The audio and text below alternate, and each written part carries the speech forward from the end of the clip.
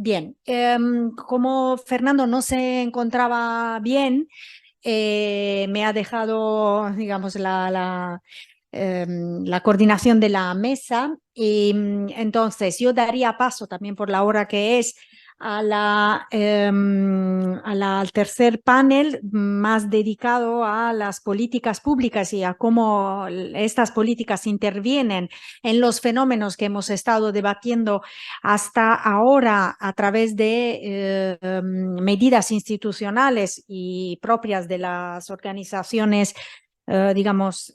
propia de las, usando, ¿no?, la distinción inglesa de entre las dos palabras, ¿no? Policy and politics. En este panel nos movemos más hacia las policies y, por tanto, a través de la intervención del Estado, a través de las políticas en cuestiones que sí afectan en su mayoría a las juventudes, aunque no sean políticas juveniles en sentido estricto. En ese sentido, doy la palabra a Rodrigo Adelio Brau, me perdona si no lo pronuncio bien, de la Universidad Estadual de Campinas de Brasil, que está llevando a cabo un estudio sobre la reforma de trabajo española y, digamos, sus contradicciones y esperanza para el nuevo mundo del trabajo. Te...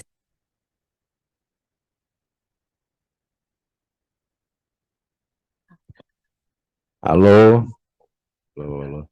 Bom, saludos a todos.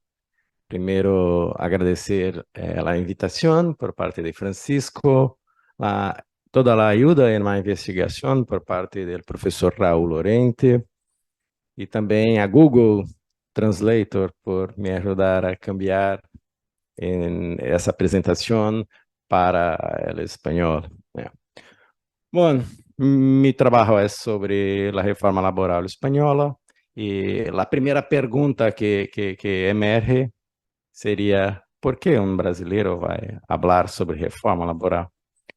A resposta a essa pergunta ajuda também a compreender a primeira pergunta de minha hipótese, né, da minha hipótese. Porque em Brasil estávamos sob pressões para a flexibilização.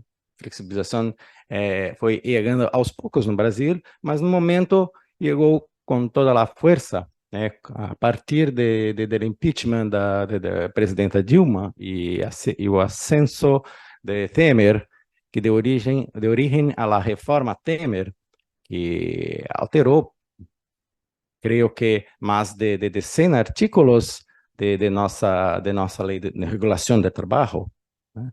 E naquele momento também chegou a notícia da reforma na Espanha, e uns diziam, oh, uma reforma e retorno à proteção, né?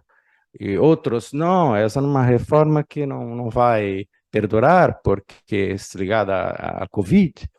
Então, essa discussão. E essa discussão trouxe a minha primeira pergunta, né? De la hipótese. Espera aí, deixa eu mudar aqui. Ela pergunta, que se divide em duas partes. Primeiro, se é possível sustentar uma reforma da lei de trabalho que ha migrado para um lado da proteção, que parece um pouco contra o neoliberalismo que ainda reina no mundo, que coloca o contrato de trabalho como centralidade, que coloca o protagonismo do sindicato. Então, essa é a primeira pergunta. A segunda é, se é caminho ser mantenido para o trabalho decente, na perspectiva de integrar as pessoas que estão fora do mercado ou não estão bem incluídas, como as mulheres, os imigrantes, os jovens e os trabalhadores digitais que ainda estão por vir. E se assim for, é um modelo para outros países periféricos, como o caso Brasil, Colômbia, etc. Né? Assim, a hipótese onde eu respondo essas perguntas, pero tudo como em la vida está a cambiar, mas por esse momento histórico, eu respondo que sim, é possível a manutenção do decreto-lei, né, 32 de 2021, que é política economicamente viável, não só por resultado de um diálogo social, mas também porque fez boas concessões para o empresariado, continua interessante para o empresariado, também porque tem respaldo, entre outras coisas, da União Europeia. Tá? E essa seria a primeira resposta à primeira pergunta. Para a segunda, é mais complexa. Não é ainda um caminho para o trabalho decente, para tanto precisaria de mudanças externas, mudanças internas, pero de qualquer forma, e mais importante, é uma inflexão muito importante pelo caminho pelo qual a CIA se dirigia à Espanha e também outros países, e nesse ponto é um modelo importantíssimo, certo? Mas pela real cambio para um trabalho decente é muito complicado o atual momento de muito grande incerteza, de muito grandes crises. Okay? Bueno, os R's de meu trabalho, não são como essa linha retilínea, né? Como a vida, muitas coisas cambiam todo o tempo, pero pretendo, no meu trabalho, começar por uma perspectiva mais ampla, falando das ondas da flexibilidade que vieram após a decadência do estado de bem-estar fordista, que, por sua vez, influenciaram a União Europeia, a partir de 92, 93, que, por sua vez, influenciaram de uma maneira particular um dos membros, integrante à periferia europeia do Mediterrâneo, que seria a Espanha, que com suas próprias particularidades, suas heranças, e suas resistências, com destaque importante no papel da resistência pelo sindicato. E nesse percurso, uma pandemia surgiu e em parte cambiou uma parte, e de outro lado também acelerou outros cambios, que foi a Covid. E disso tudo é o resultado do RDL 3221, a reforma. Bom, as ondas de flexibilização, não pretendo aqui falar um discurso histórico, porque é muito amplo, como as causas da flexibilização, eu prefiro dizer, na linha marxista, né, que faz parte do capitalismo e do câmbio constante. Ela busca, ela vem da lei do movimento, né? A constante acumulação, centralização do capital, ou se podemos atualizar o discurso pela busca constante da valorização dos ativos. Né? E Schumpeter também falava da destruição criativa comum do capitalismo, também um pouco, não é marxista, mas um pouco influenciada por Marx, e outras obras também aqui que são importantes para entender esse período, como O Tempo Comprado, Polanyi, e por aí vai, Castells, que fala dessa transformação do Estado social para o Estado flexível, para tudo para representar a decadência também do Fordismo, né, e também o advento do toyotismo, quando uma particularidade de um certo momento fez com que alguns países que não tinham a condição econômica de Estados Unidos e Europa de tentarem se reinventar, e daí o toyotismo. Bom, tudo isso para dizer que é um período de mudanças em que uma outra forma de capital começa a dominar, que é o financeiro, de um capitalismo comercial para um capitalismo industrial, e hoje um capitalismo de domínio financeiro e com sua ideologia de não solidarismo, mas de individualismo, não gastos sociais, mas austeridade, mas não rigidez, pero flexibilidade em los contratos, em los mercados do trabalho, tudo para facilitar o comércio global. Né? A meritocracia ou responsabilidade da própria pessoa por sus atos, independente da desigualdade. Bom, isso nos países centrais representou a ascensão dos contratos atípicos, né? E uma decadência ou erosão, como gosta de escrever o companheiro Raul, né? Uma erosão do contrato individual típico protegido, uma erosão interna, porque atacou os institutos principais do contrato de trabalho, como a jornada, como o salário, atacou as leis, né? Emergiram as chamadas soft laws, e tudo colocando como uma tendência da supremacia do negociado sobre o legislado. Vamos pensar, então, seria o protagonismo sindical, né? Pero o sindicalismo foi também sofrendo um certo enfraquecimento, como a concertação social nesse período. Mas estávamos falando, por hora, de países centrais que tinham um Estado social forte, que tinham um sindicalismo mais ativo, mais evoluído, né? Por isso, a flexibilidade, primeiro, atinge as atividades médias ou as não essenciais, e permanecem lá os contratos a prazo indeterminado ou indefinidos, como se dizem aqui, nas atividades del core do negócio, né?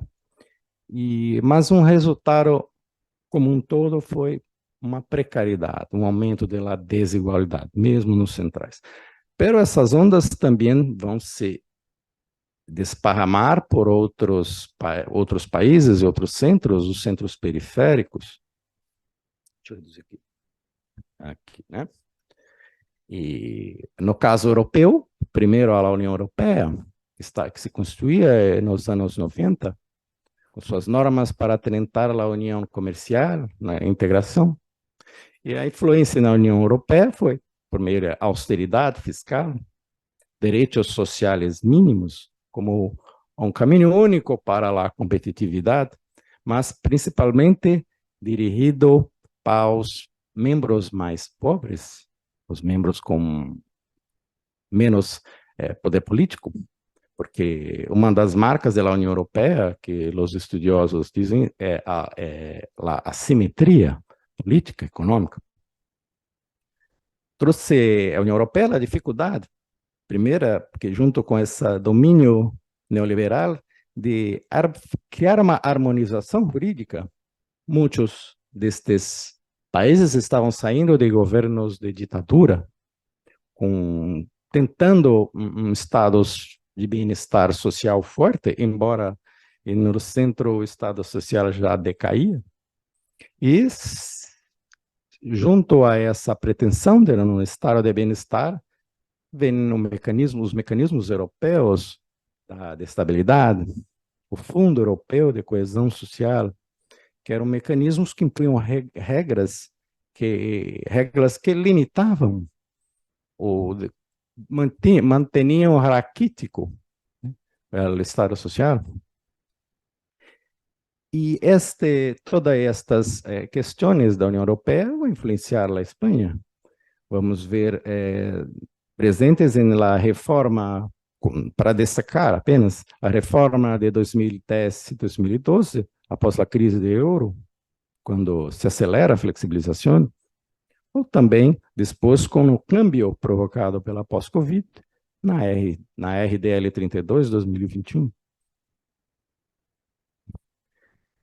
Tudo isto para dizer que esses movimentos que atingem as centrais, a União Europeia, depois vão chegar até a Espanha, e a Espanha com suas particularidades, pois cada país recebe as influências de uma maneira conforme sua história, conforme suas instituições.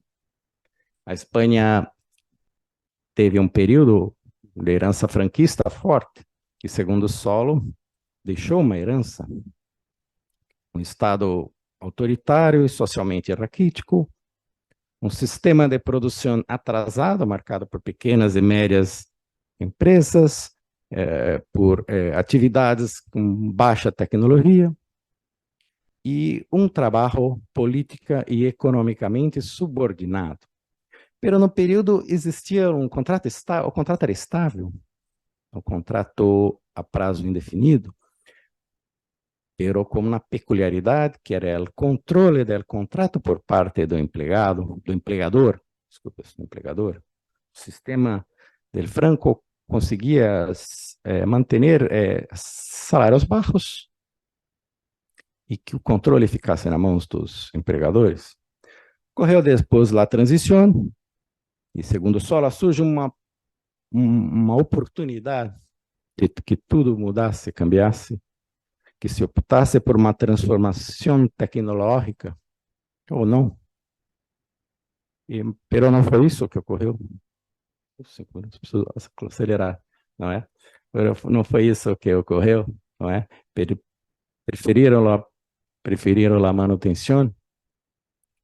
E falar das particulares da Espanha também é sobre as reformas que se seguiram desde 84 e todas no sentido do implemento dos contratos temporais, o que explica chegar a uma taxa de 3 vezes maior do que a União Europeia.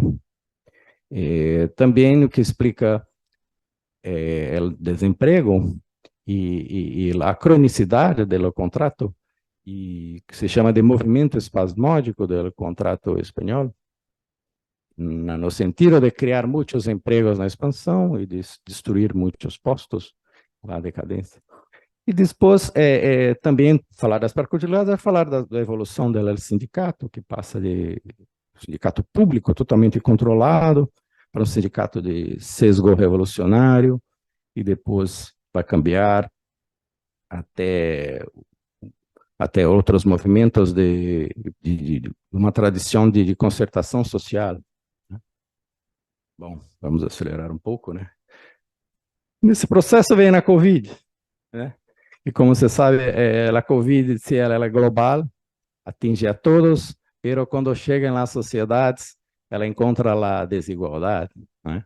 E aí as diferenças dos efeitos vão depender da pessoa, do tipo de trabalho, da região, do país, enfim. E chega a Covid, chega lá a Espanha, e não encontra um mercado de trabalho complicado, com condições malas, desemprego, trabalhos temporários, e tudo isso acaba clamando por uma intervenção estatal um pouco mais forte, um Estado social que resolva certos problemas, e aí ressuscitaram, de certa forma, os ERTEs, praticaram políticas, aumento do salário social, aumentou-se a participação do sindicato nesse processo, e paulatinamente começaram a substituir algumas das normas da reforma 2010-2012, e nesse contexto também a União Europeia mudou sua posição para uma política dentro de uma política de Next Generation para tentar recuperar os estados que estavam na situação de Covid, tentar recuperar para o pós-Covid. Daí a suspensão da austeridade e a possibilidade de se tentar dentro da Espanha um câmbio mais protetivo, um câmbio melhor para o trabalho. E chegamos finalmente ao RDL 3221, que não é resultado, portanto, apenas da Covid, mas de todo um caos social que produziu a reforma de 2012, e também de um programa social do PSOE, da Next Generation, da Covid, do retorno da concertação social, enfim. E, ao entrar em vigor, com sua inflexão, mudando e centrada no trabalho, produziu bons resultados no mercado de trabalho, com a redução de trabalhos temporários, com a ascensão dos contratos indefinidos, mais estabilidade de emprego, aumento de emprego incluído das jovens, aumento das incursões na previdência social, enfim. Pero nem tudo são flores, né? Há certas contradições importantes, que isso eu preciso me aprofundar. Algumas flexibilidades foram mantenidas por, la, por essa nova lei. Não foi, foi mantenida a flexibilidade, por exemplo, de saída em los contratos indefinidos, né? Também não se tocou muito nas flexibilidades internas, no tocante à jornada, né? Pero implementaram causalidades em los contratos atípicos melhores, né? E, por outro lado, alguns periódicos, alguns jornais dizem que tem aumentado o volume de despedidos, mesmo nos contratos definidos, pero isso não interferiu por hora na taxa de emprego, então não se sabe ainda se isso representa uma alta rotatividade no mercado, mas certamente é um dique para os empregadores, né? Em suma, para concluir, avanços e contradições, fica claro aqui que não é só um efeito do Covid, não foi só um simples erro de votação que permitiu o RDL 32, mas era uma vontade do lado do empregador também. Ele mostra a importância do direito do trabalho como um instrumento de direitos, de civilidade, pelos resultados que apresentou. Isso está claro no EPA do terceiro semestre, não é? E uma importância pelo futuro. Agora estamos vendo uma guinada progressista, com presença de Sumar, PSOE e Podemos, mas também uma militância interessante por parte de governos conservadores, como PP, Vox, não é? Em suma, é um período de incertezas. O professor da Unicamp, Dari Kren, gosta de dizer que há 4 crises no momento, uma crise ambiental, uma crise social, uma crise econômica, né? Para dizer todas as questões. Então, as coisas estão em movimento, né? Por isso, por hora, há uma aparência conservadora, pero as coisas podem mudar. É só. Gracias.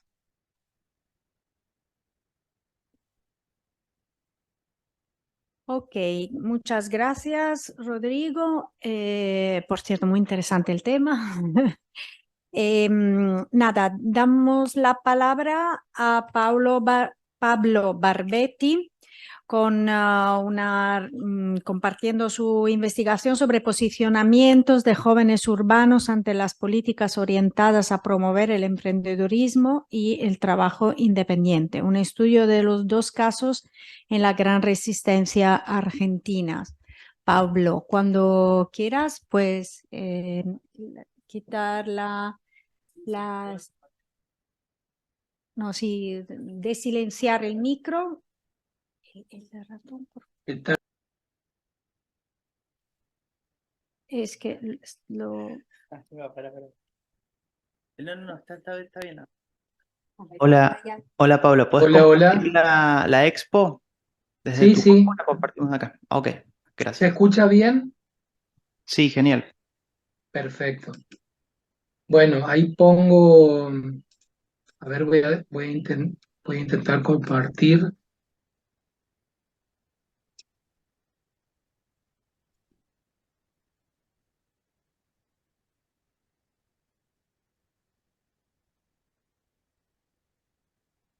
Ustedes me dicen si se ve. Sí, sí, sí. Bueno, buenos días. Antes que nada, muchas gracias por la invitación. La verdad que es un gusto estar compartiendo con ustedes este espacio, muy interesante todas las exposiciones que pude escuchar, así que un saludo para los colegas de España y, y de Argentina. Eh, Agradezco la invitación nuevamente, especialmente a Francisco y a Marina. También yo soy de la UNE, de la Universidad Nacional del Nordeste de Argentina, de la provincia del Chaco. en realidad la UNA es una universidad regional, perdón, que integra a dos provincias, Chaco y Corrientes. Lo que yo vengo a traerles son algunas ideas para discutir que surgen como conclusión de una investigación en la línea en la que yo vengo trabajando hace bastante tiempo, que son políticas de trabajo y empleo para jóvenes. Y específicamente en este caso lo que dentro del equipo venimos revisando tienen que ver con una línea específica dentro de lo que se llaman políticas activas de empleo, que son aquellas orientadas a promover el trabajo independiente, el emprendedurismo. Es decir, bueno, hay todo un debate respecto de cómo en las 3 o 4 últimas décadas, primero en Europa y luego en América Latina, ante la crisis de la sociedad salarial, empiezan a generarse distintos tipos de políticas de activación del empleo, todo el debate del fortalecimiento del capital humano y de la capacitación como una estrategia para favorecer el ingreso de los jóvenes al mercado de trabajo, y dentro de esto muy fuertemente en las últimas décadas todo el discurso y las políticas orientadas a favorecer el trabajo independiente de la población con problemas de empleo en general, pero eh, específicamente a los jóvenes en particular. Entonces, como les decía, esto se enmarca en un trabajo de investigación que nosotros nos interesaba ver cómo se construye socialmente esta relación entre digamos, cómo se construye socialmente la relación entre las juventudes, el trabajo independiente y las políticas públicas, mirando concretamente dos políticas, dos programas o dos dispositivos de inserción laboral en la que participan jóvenes en nuestro contexto. Bueno, ahí aparecen como algunas referencias más teórico-conceptuales en las que no me voy a detener ahora pensando un poco en la hora y en el tiempo disponible, pero sí que lo que uno necesariamente tiene que decir es que todas estas políticas vinculadas a la activación y la individuación vienen siendo fuertemente discutidas en términos de que eh, suponen digamos, la reinstauración de una concepción de una política asistencial eh, basada en la ética del trabajo, pero que deposita en el sujeto individual, autónomo, gran parte de la responsabilidad de la construcción de sus trayectorias laborales, ¿sí? Eh, entonces, lo primero que hicimos cuando empezábamos a trabajar con este tema de las políticas que se orientan al trabajo independiente y el emprendedorismo es hacer una revisión teórica de los posicionamientos, los análisis de las políticas públicas, pero también de cuáles son como los discursos que aparecen en los documentos de los organismos internacionales. Y uno podría identificar como dos grandes posiciones. Por un lado, aquel material o aquellos discursos y definiciones que se ubican más dentro del enfoque económico ortodoxo, y esto sobre todo aparece claramente en la letra de los documentos de los organismos internacionales que tienen una mirada positiva de las políticas orientadas al emprendimiento, ya que lo ven como un recurso estratégico para la innovación, para el crecimiento económico, que esto tendría un impacto directo en el empleo, asociado un poco a la idea del derrame, y que esto a su vez permitiría generar ingresos en la población en general, en este caso en los jóvenes. Y después encontramos una serie de estudios críticos, sobre todo en el caso de la literatura dentro del campo de investigación, sobre todo el campo sociológico o de la antropología o de líneas que tienen que ver con una mirada económica más crítica, que en realidad entienden que es parte del proyecto neoliberal de reproducción material y cultural del capitalismo y que significa una suerte de colonización de ciertos valores empresariales en muy diversos ámbitos de la vida, entre ellos el trabajo, sin que esto necesariamente genere o suponga un trabajo de calidad ni ingresos suficientes. Ahora, poco la pregunta que nosotros nos hacíamos tiene que ver con una línea de trabajo en la que nos interesa mirar las políticas en el territorio, los procesos de implementación, cómo esto, más allá de lo que está en la letra del programa, se redefine y se configura a partir de los intereses, las prácticas de cada uno de los actores que intervienen, poniendo el foco sobre todo en este caso, en esta ponencia y en parte del capítulo que trabajamos esto, es en los significados que le otorgan a estas experiencias los jóvenes que participan en este tipo de política y sobre todo cómo se posicionan ante estos enfoques teóricos, sobre todo el enfoque hegemónico que de alguna manera asigna gran parte de la responsabilidad al éxito o al fracaso a ellos individualmente, sin considerar otras cuestiones que tienen que ver más con las trayectorias o factores de orden estructural. Eh, se trata de un estudio exploratorio descriptivo, utilizamos una triangulación de técnicas, un poco los resultados que yo presento ahora tienen que ver con una revisión de documentos, de organismos internacionales, de 2 programas específicos, observaciones de campo y entrevistas a 32 jóvenes, entrevistas semiestructuradas, vinculados a 2 programas. Un programa nacional que se llama PEI, que es un programa que tiene varias líneas de intervención, pero una claramente orientada a la promoción del trabajo independiente, de creación de microemprendimientos, que es nacional, que se sigue implementando en distintas provincias de Argentina, y otro programa provincial que también se orienta al fortalecimiento de emprendimientos, pero específicamente culturales, que depende de un área de industrias culturales del Chaco, que si bien es una política provincial, se enmarca en una línea también bastante desarrollada a nivel nacional que tiene que ver con esta idea del desarrollo de las industrias culturales y dentro de ellos específicamente del emprendimiento como espacios vinculados a la generación de pequeñas empresas en el campo de la cultura. Bueno, ¿qué es lo que encontramos y lo que un poco nos interesaba contar en este espacio y poner en discusión? A partir de estas entrevistas lo que hicimos fue identificar una serie de aspectos para tratar de agrupar cuáles son los significados que los jóvenes construyen sobre estas experiencias de ser emprendedores o de ser trabajadores independientes. Eh, y a partir de ahí, bueno, lo que intentamos hacer es armar o armamos 4 categorías de sentido respecto de qué significa para los jóvenes el paso por estas experiencias, por estos programas o por estas políticas. La construcción de esas 4 categorías de sentido la hicimos a partir del análisis y del cruce de una serie de aspectos que intervienen, por decirlo de alguna manera, en la identificación de estas 4 categorías o formas de aproximarse a los programas y a la idea del emprendimiento.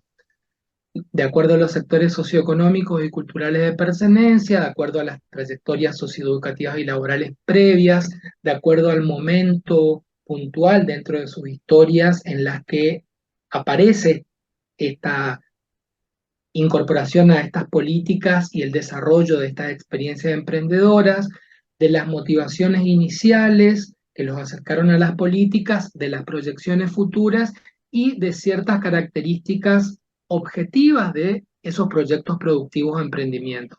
A partir de todos estos aspectos, pudimos identificar, en principio, 4 grandes categorías de sentido.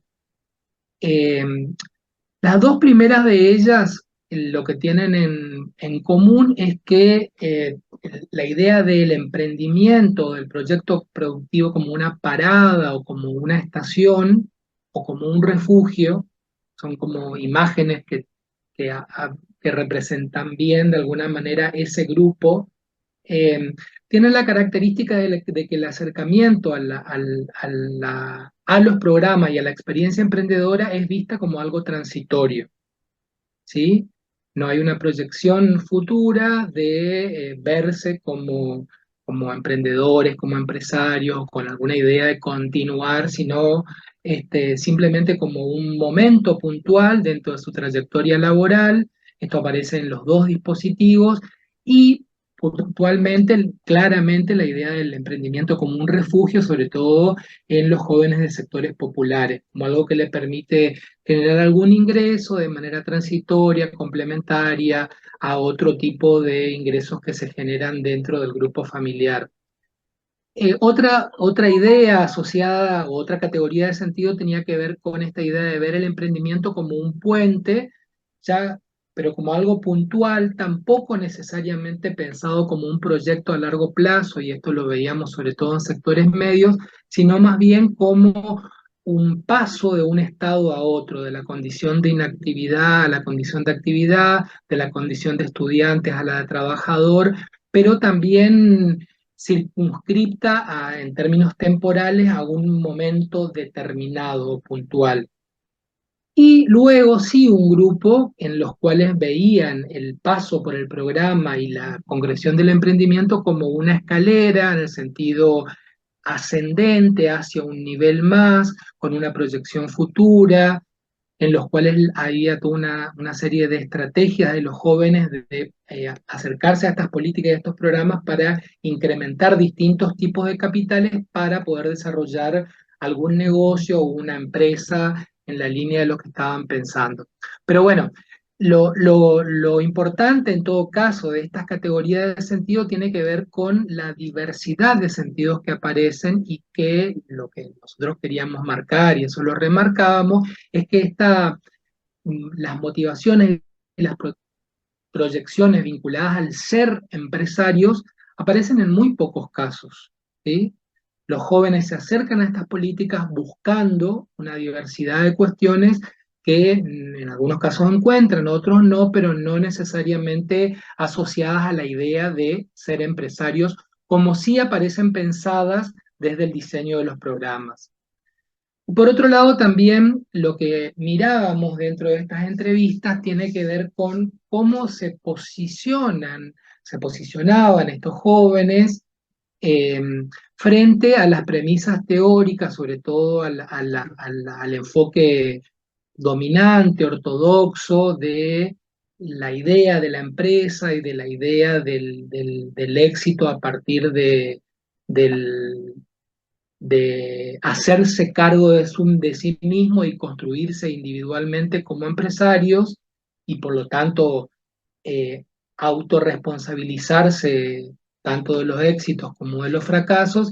Y ahí también encontramos distintos tipos de posicionamiento que los fuimos construyendo a partir de sus discursos, pero también de sus prácticas concretas en el tránsito de estas experiencias en sus microemprendimientos. Entonces, por un lado, sí encontramos muchos casos donde había una reproducción acrítica, perdón, una reproducción del discurso del emprendedorismo neoliberal, para decirlo de manera sintética, donde uno podría pensar que hay una asimilación acrítica del enfoque, en donde los mismos jóvenes culpabilizaban o criticaban a otros de que el fracaso tenía que ver con que no habían hecho los esfuerzos suficientes para que el negocio funcione, porque no les gusta esperar, porque el negocio tiene una dinámica que no estaban dispuestos a esperar, a invertir, porque no saben, porque no conocen, pero siempre el sujeto como el responsable del fracaso. Pero por otro lado también identificábamos manifestaciones de resistencia. Había dos casos en particular donde, uno de ellos, para dar un ejemplo, un caso de un chico que era diseñador de moda, que ingresa a un programa, recibe los aportes del programa y empieza a desarrollar un negocio sumamente exitoso como diseñador. El negocio empieza a crecer y tiene que entrar a jugar con todas las lógicas de una empresa un poco más importante y decide frenar porque no tenía que ver con su proyecto de vida, con el modo de que él pensaba, un tipo de trabajo creativo, con un montón de exigencias que tiene el mundo de los negocios que él no le interesaba, sino que él se pensaba más como artista y como trabajador. Entonces lo que hace es abandonar eso, vuelve a la docencia y empieza a dedicarse más continúa con su trabajo como de manera independiente, pero de manera mucho más pausada y no siguiendo todas las reglas del juego del mercado. Y también encontrábamos muchas formas de resignificación y de apropiación de lo que el programa o estas políticas le dan, que son capacitaciones, algunos recursos para armar sus emprendimientos productivos, donde de alguna manera resignifican eso que el Estado le otorga, no necesariamente asumiendo eh, discurso del emprendedor, sino adaptándolo a sus necesidades en cuanto a los tiempos, a las formas, a los procesos de trabajo, también resignificándolos porque lo pueden ver como, en algunos casos, como un apoyo a la familia, como veíamos antes, de manera transitoria, y también porque en muchos casos, sobre todo dentro del programa vinculado a emprendimientos culturales, pero también en los proyectos productivos, donde los jóvenes encuentran en estas experiencias formas de autogestión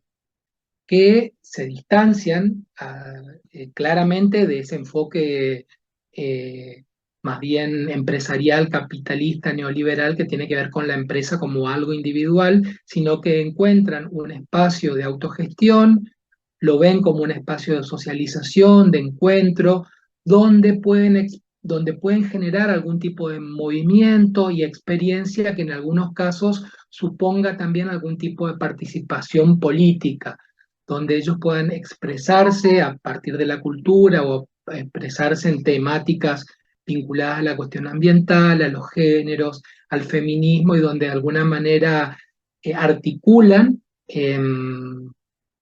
esos procesos de generación de algún proyecto productivo con esos intereses personales. Entonces, sintetizando, reflexiones finales. Lo que vimos son que los jóvenes construyen un montón de sentidos cuando pasan por estas experiencias y que obviamente esto tiene que ver con sus historias y trayectorias sociolaborales. Que estos aspectos subjetivos que forman parte de esta construcción también se articulan con cuestiones estructurales como la posición social, y ciertas limitaciones asociadas al mercado laboral. Hoy Marina, cuando habló del Chaco, habló de ciertas características estructurales que tiene la provincia y del Gran Resistencia, que son como bastante problemáticas, donde es difícil pensar en la idea de desarrollo de negocios.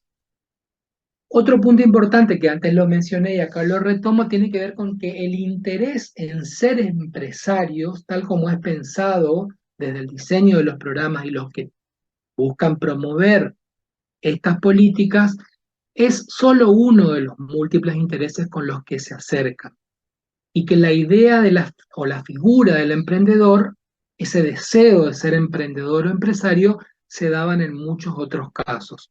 Los jóvenes se acercan a estas políticas porque buscan un montón de otras cuestiones que no encuentran, básicamente no encuentran empleo y no encuentran ingresos en otros espacios, entonces aparece como un espacio donde pueden acercarse a generar algún tipo de demanda, aunque no necesariamente quieran ser empresarios. Y por otro lado, una cuestión importante que nos interesaba señalar tiene que ver con esta capacidad de agencia que aparece en los jóvenes, donde no hay una reproducción, no en todos los casos hay una reproducción acrítica del discurso oficial y de las bases del enfoque hegemónico del emprendedorismo, sino que aparecen formas de resistencia, de apropiación y también de resignificación de estas propuestas en función de sus intereses. Bueno, y ahí terminamos. Muchas gracias.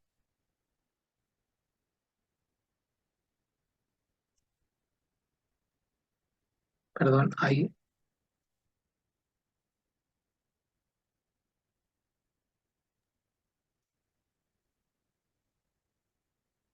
Vale. ¿Qué hago? ¿No? Bueno, sí.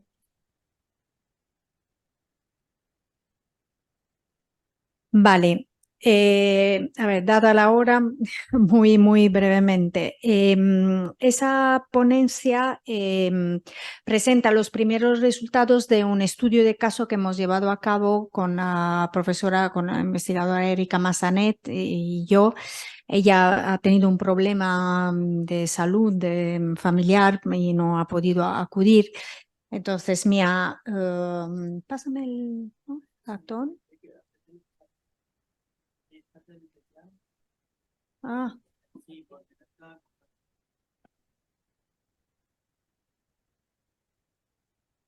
vale. Aquí.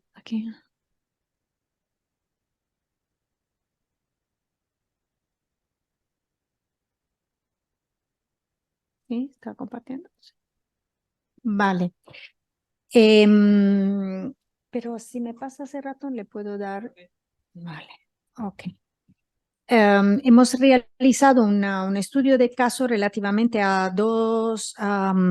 unas políticas que han sido promovidas en la Comunidad Valenciana para favorecer el retorno de los emigrantes españoles que emigraron durante la última gran recesión. Bueno, es un estudio que hemos realizado en el marco de un proyecto más amplio financiado por el Ministerio, de un proyecto que se llama Emigrare In, que tenía como finalidad realizar un análisis comparado de las comunidades de españoles emigrados en Reino Unido y Francia, cuya investigadora principal es una investigadora de la Universidad de La Coruña, Belén Fernández. Para ponernos en contexto, son dos políticas que intervienen sobre el retorno de migrantes que están especialmente enfocadas a los jóvenes. ¿Por qué? Porque los jóvenes fueron los protagonistas de este proceso durante la gran recesión en todos los países del sur de Europa, por tanto España también. Hubo una emigración masiva y en especial de personas altamente cualificadas que buscaban en el norte de Europa esencialmente, en países más fuertes en cuanto a carreras profesionales más desarrolladas, su propia posición laboral. Y es el tema del retorno se puso en la agenda política, digamos, en el momento en que empezamos a salir de la crisis y sobre todo en coincidencia con el cambio de gobierno.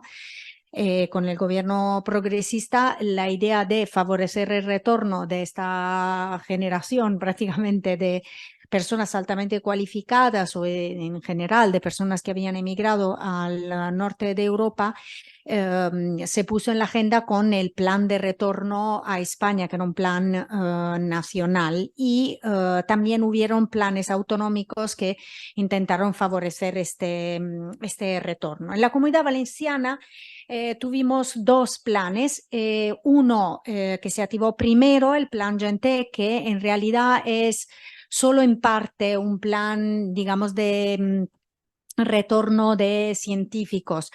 En general se enmarcó dentro de la política científica regional y entre otras medidas incluía la de favorecer el retorno de científicos valencianos emigrados a otros países, principalmente Reino Unido y Francia.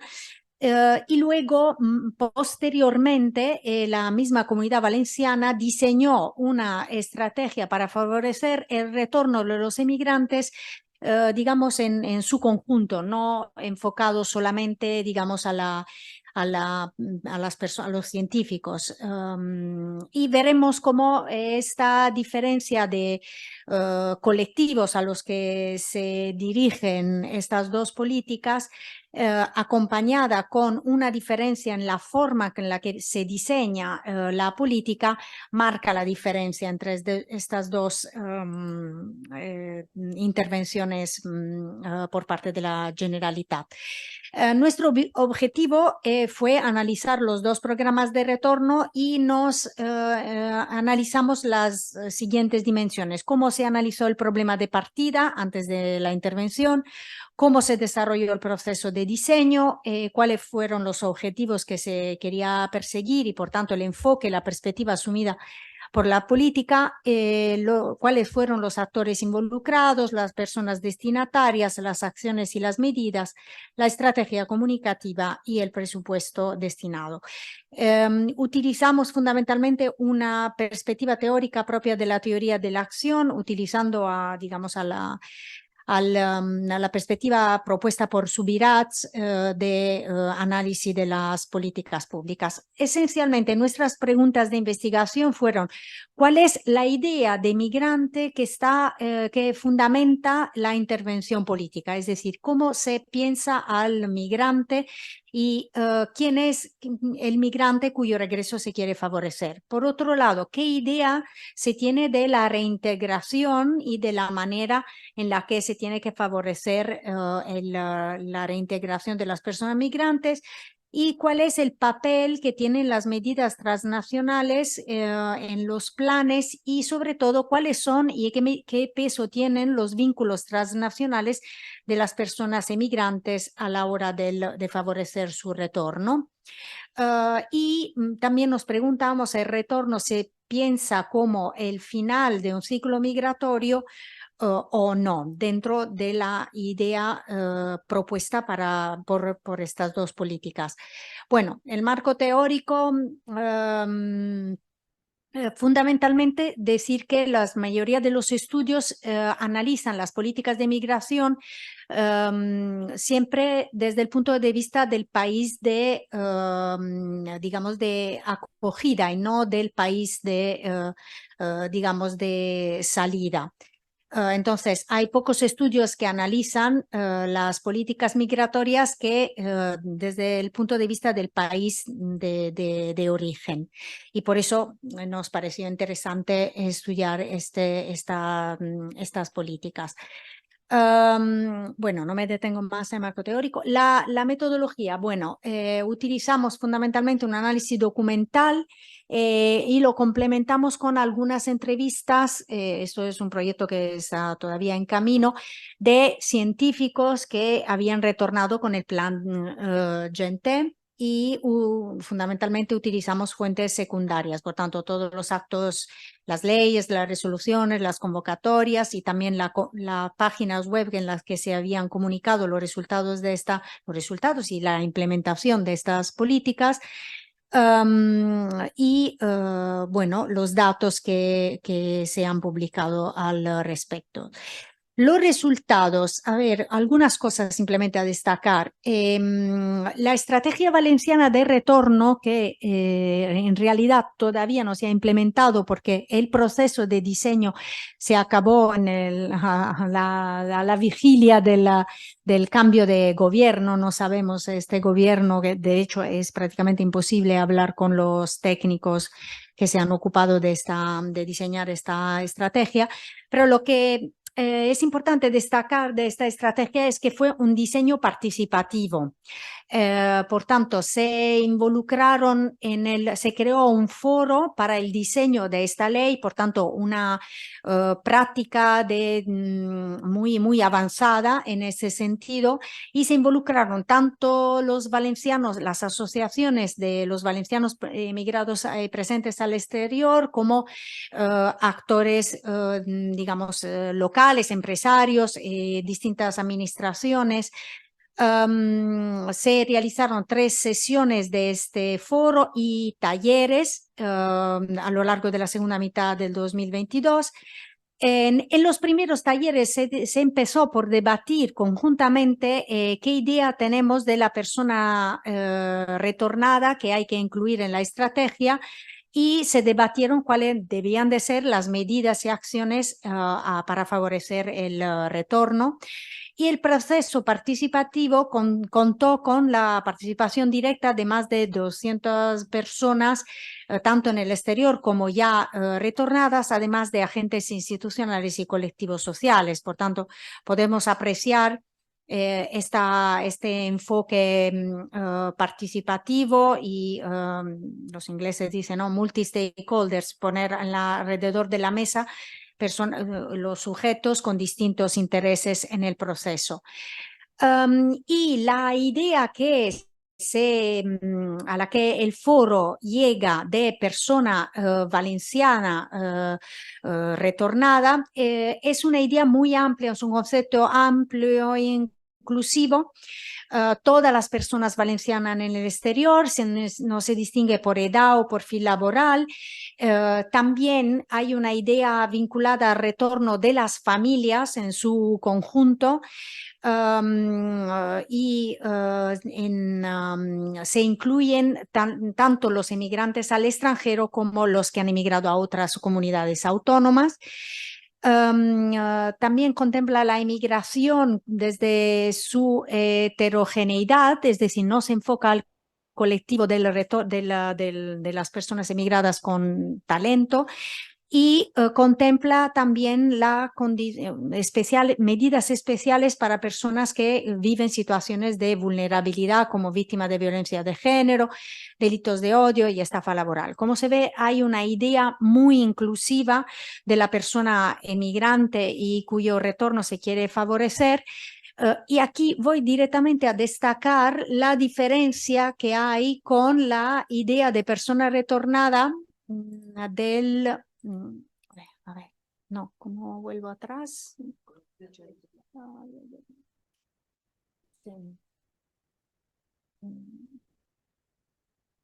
Sí, a ver, es un diseño, la del plan Gente, en que digamos, la persona retornada es realmente un activo, es capital humano.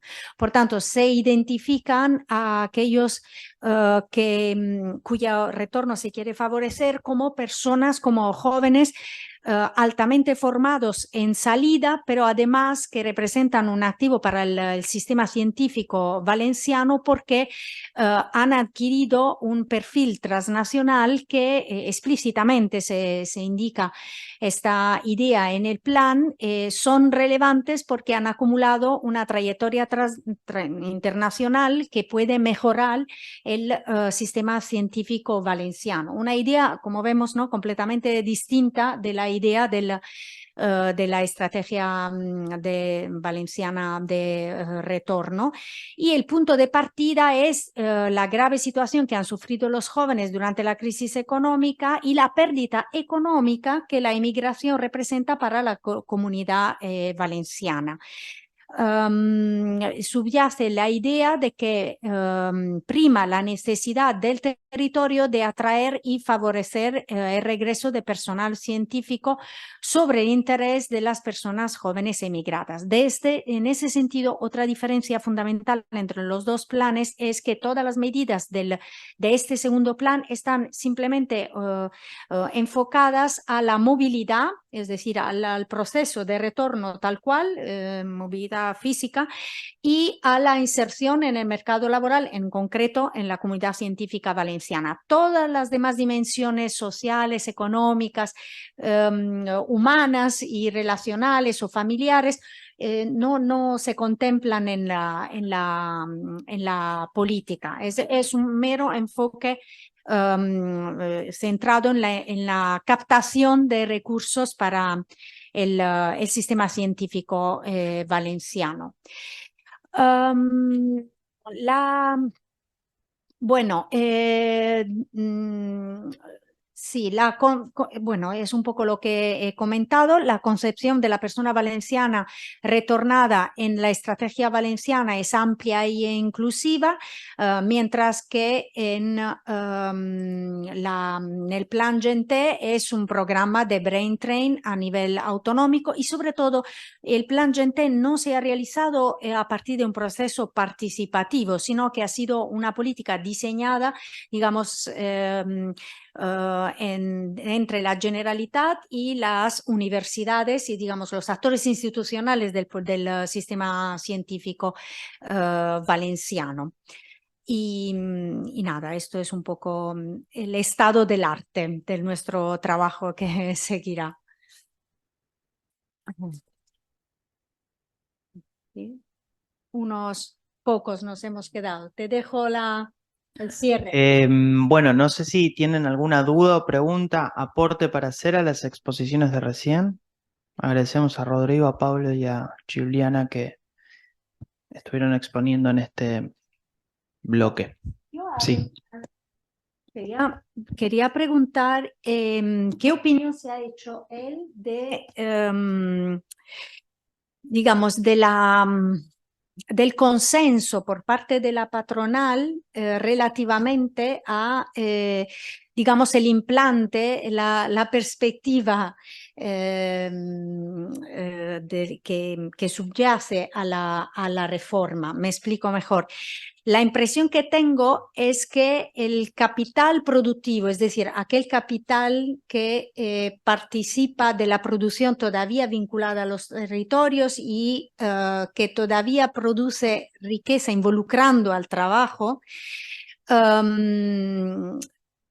creo que no se han quedado indiferentes a cómo esta ley ha permitido salir de la crisis del COVID de una forma completamente distinta. Es decir, proteger el trabajo ha sido también proteger las empresas, porque la tasa de empresas que han cesado sus actividades a raíz de la crisis ha sido considerablemente inferior a la gestión de la austeridad. Entonces, mi pregunta es, ¿hasta qué punto el capital, digamos, no productivo, no financiero, puede ser un aliado del mantenimiento de la negociación colectiva y de las protecciones del trabajo? Quizá es más para como debate que...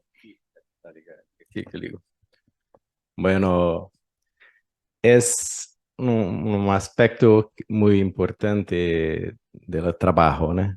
Que yo quería investigar que esta reforma aconteceu nesse momento. E consultando os jornais e alguns atores, primeiro fica claro que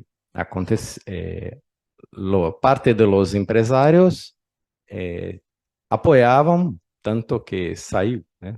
Teve CEPIME a favor e COE, né, a favor também. Ou seja, uma parte do empresariado estava apoiando.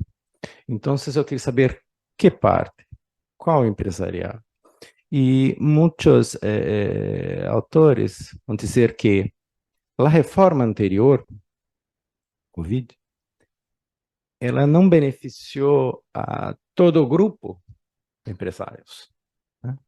Alguns empresários diziam que foi boa para os ricos, para os empresários ricos ou para os empresários de las grandes corporações, por exemplo, que a forma de negociação promovida, fragmentada, especialmente no ponto de negociar salário por empresa, isso criou dificuldades, principalmente com os buenos empregados que acabavam sendo atraídos de uma empresa para outra, por exemplo, e que os custos de negociação aumentaram para os pequenos e médios, daí, né, essa oportunidade de mudar isso junto com o interesse.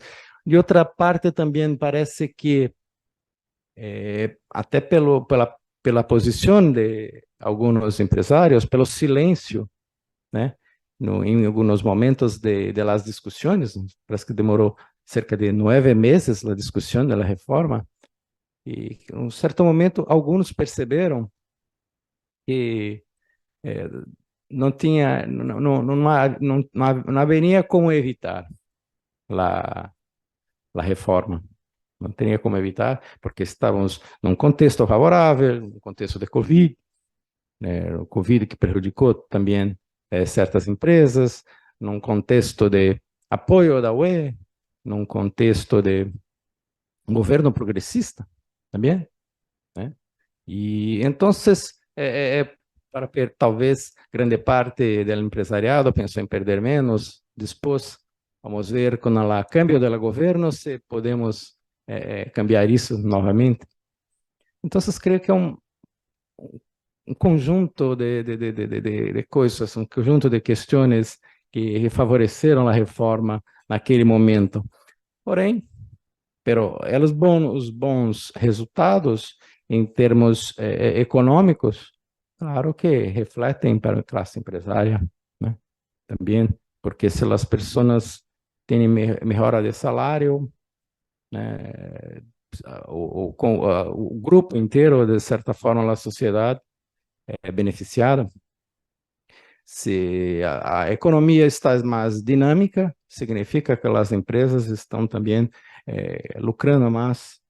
Então, é isso, é um conjunto de coisas. Para um certo grupo, buena, para outro grupo, nem tanto. Esse responde. Vicente, a ver ahí el... Ahora, Aunque tenemos mucha hambre, sí, me resisto. Bueno, me han encantado las tres ponencias y sería para continuar discutiendo el tema de emprendedurismo. Es un temazo absoluto.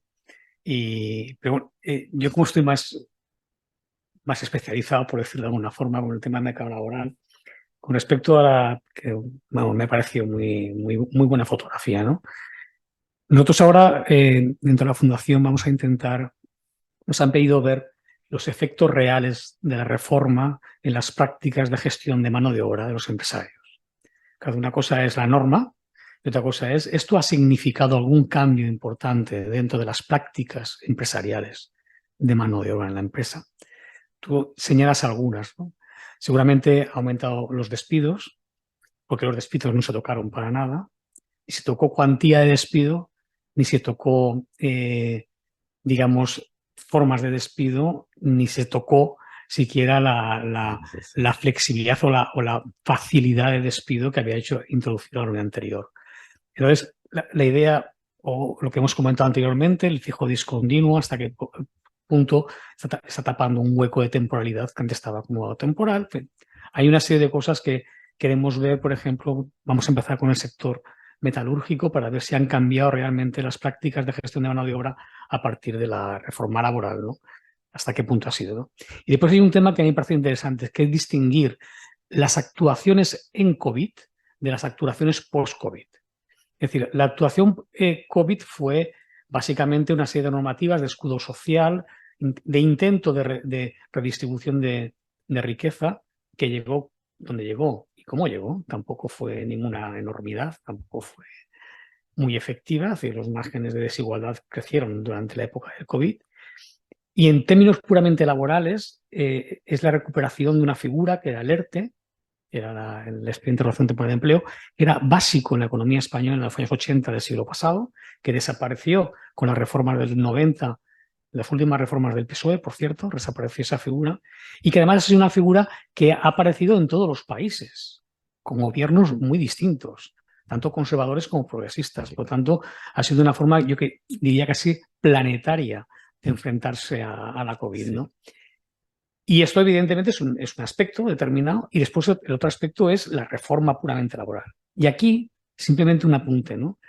No sé si es porque yo no soy teórico, ¿no?, de la sociología, no sé si es Luhmann, ¿no?, aquel que decía que en los sistemas hay una serie de hitos comunicatorios, es decir, que uno habla de lo que puede hablar y quien fija lo que se habla en mesa, pues está fijando gran parte de la negociación, ¿no?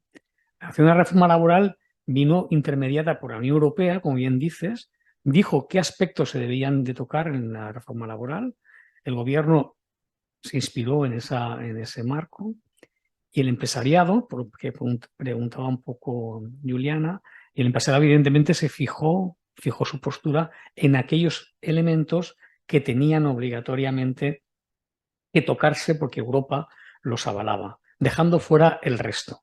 Es decir, esto es importante, ¿no? Es decir, ¿qué se toca en la reforma y qué no se toca en la reforma, ¿no?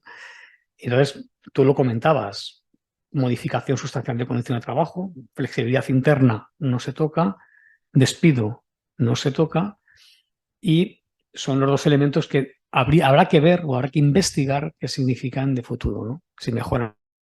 Sí. ¿Ha mejorado el salario? Dicen los expertos que el input de salario más importante ha sido el salario mínimo interprofesional. Ese sí que ha significado un elemento de redistribución y de suelo, ¿no? Pero la negociación colectiva, a pesar del Acuerdo Nacional de Negociación Colectiva, ha recuperado el salario con la inflación que hemos tenido. Se ha seguido perdiendo salario real. Esto es lo que yo creo que son las prácticas, ¿no? O sea, esto de mirar en las prácticas, ¿no? Cómo está la historia. Simplemente era eso, ¿eh? Porque me ha parecido súper, Sí, bueno, súper interesante. importante, sí, importante. Bueno, ¿alguien por el chat tiene alguna pregunta? Mientras alguien por el chat tiene alguna pregunta, yo hago una preguntita cortita a Pablo respecto de la expo que dio sobre emprendedurismo y un poco retomando el tema de la temporalidad, porque Rodrigo habló mucho de la temporalidad, de que con el cambio de legislación bajó la temporalidad, digo, los contratos temporales, y retomando un poco el tema del emprendedurismo, quiero ver o que me cuentes cómo se plantea, digamos, entre los sectores populares y los sectores medios el tema de la temporalidad. En uno dijiste que era un refugio, el otro era un puente, y de alguna manera aquí creo que un tema importante en términos generales de la precariedad tiene que ver con esa temporalidad también en el empleo. Entonces, como para juntar algo, ahí, ¿cómo lo ves desde ese punto de vista, desde el emprendedurismo? Sí, la idea de refugio, ahí está como en algunos textos están escritos, están mejor expresados. La idea del trabajo independiente o el emprendimiento como refugio es como una descripción eh, que viene siendo identificada incluso desde las investigaciones que las hacen los mismos organismos que financian. Esta idea de que gran parte de los emprendedores de América Latina son esto que los organismos llaman emprendedores por necesidad y no por motivación o por deseo necesariamente. Em, la cuestión del refugio, nosotros obviamente lo asociamos o aparece asociado a cierta necesidad de generar ingreso en términos económicos, pero también veíamos que en algunos casos esa idea de refugio también tiene que ver no solo con la cuestión del ingreso, sino como una posibilidad de estar contenidos eh, ante determinadas situaciones, incluso emocionales, por ejemplo, chicas que luego del embarazo no consiguen un empleo y necesitan empezar a hacer alguna actividad, entonces encuentran en ese proyecto emprendedor una posibilidad de, de desarrollar alguna actividad, o también en el caso de mujeres, ante situaciones de violencia, la posibilidad de juntarse con otras y hacer algo, aunque sea en términos productivos, más allá del ingreso. O sea, la idea del emprendimiento como espacio colectivo de refugio aparece en las entrevistas asociadas tanto a la generación de ingresos como a la contención vinculadas a algún acontecimiento personal que lo viven en algún momento. En los sectores medios, sobre todo, esta idea de puente, porque el aprovechamiento de lo que los programas le dan tienen que ver específicamente con algún incremento o mejoramiento de los capitales que tienen, contactos, vínculos, mayor formación, la posibilidad de establecer relaciones, la posibilidad de que eso pueda abrir un camino vinculado con sus carreras en el nivel terciario, universitario que lo están realizando, pero tampoco como algo que lo piensen desarrollar eh, de manera sostenida, de manera sistemática y bajo esa idea del emprendedurismo. de la empresa, digamos. Buenísimo, gracias. Bueno, no sé si alguien tiene alguna duda, alguna pregunta, algún aporte, sugerencia. ¿No?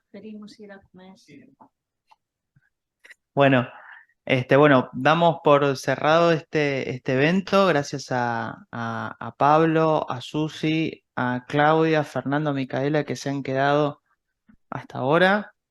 Y bueno, y gracias a Rodrigo, a Raúl, a Vicente que han estado aquí, a Juliana y a Marina, que bueno, estamos aquí todavía. Así que, bueno, todo esto va a salir, ya después lo vamos a arreglar para poder publicarlo en nuestro canal de YouTube. Y bueno, y seguiremos trabajando en estos temas y también compartiendo información que dentro de las exposiciones hemos comentado, como el informe que charló, que dijo Vicente, el artículo que comentó Raúl, bueno, también otros aportes que quieran realizar como para que, bueno, tengamos estas herramientas y resultados y avances de investigación. Así que, bueno, mil gracias por todo y nos vemos. Chau, chau. Chau, chau. Gracias. Hicimos pasado.